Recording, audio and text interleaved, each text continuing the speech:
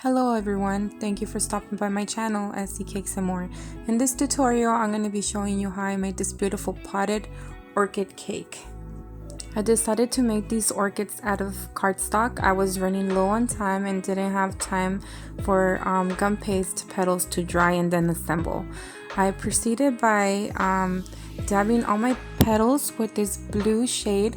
I have a makeup palette that I only use for my paper flowers. I proceed to do the same thing for the leaves, just to give them a little bit of contrast. The next step is to give your petals a little bit of a curved shape. With the scissors, I curled the two front petals backwards. And for the other three petals, I folded the top backwards and the two petals forward. I used a round tool to shape the middle of the orchid and then folded it in half. I proceeded by assembling the petals and gluing them together. I glued a very thin wire on the back of the flower.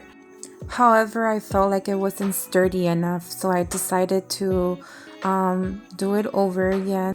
And this time I decided to glue the wire in between the two sets of petals, and the small part will hide the wire in between them. Proceeded to do the same for all my flowers.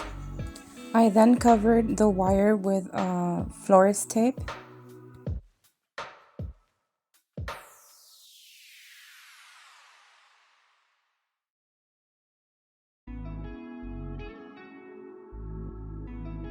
Once I finished assembling all my flowers, I turned the flower around and curved the wire forward and then backwards, using a 16 gauge wire to assemble my flowers.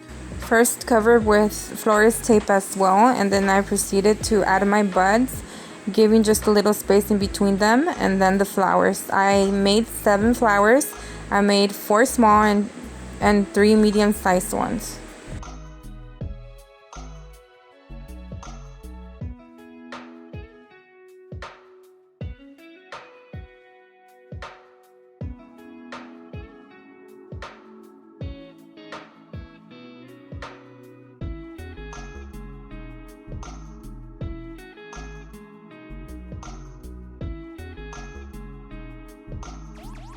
After placing all the buds, I started with the flowers. I gave 2 finger space in between each flower, so I was able to move them around once all flowers were attached.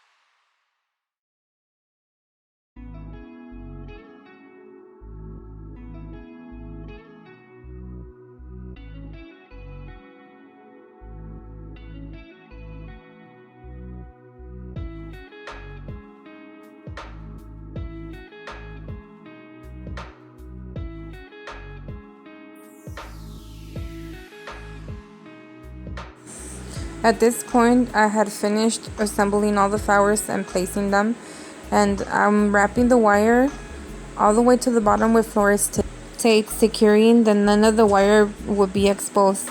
Wire should never be exposed to your cakes. For the leaves, I decided to insert a toothpick in between them, so the leaves wouldn't touch the cake either. I made sure to wash the toothpicks before inserting into the cake as well.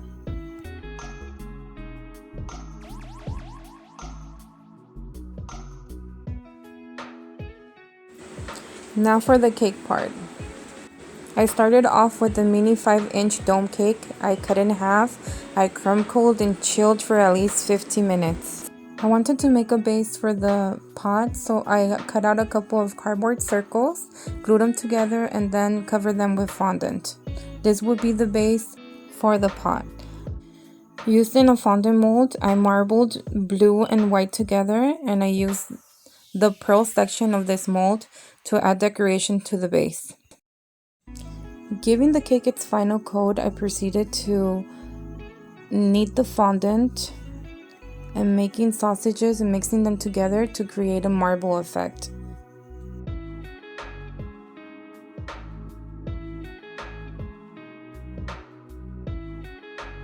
Once I covered the cake in fondant, I placed it on top of the base, made a couple of fondant pearls to put on the side of the cake.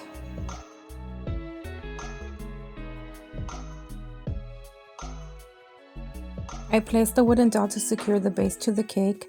I also added cookie crumbs, and then I attached the orchids to the wooden dowel. I placed the leaves and a little bit of edible moss.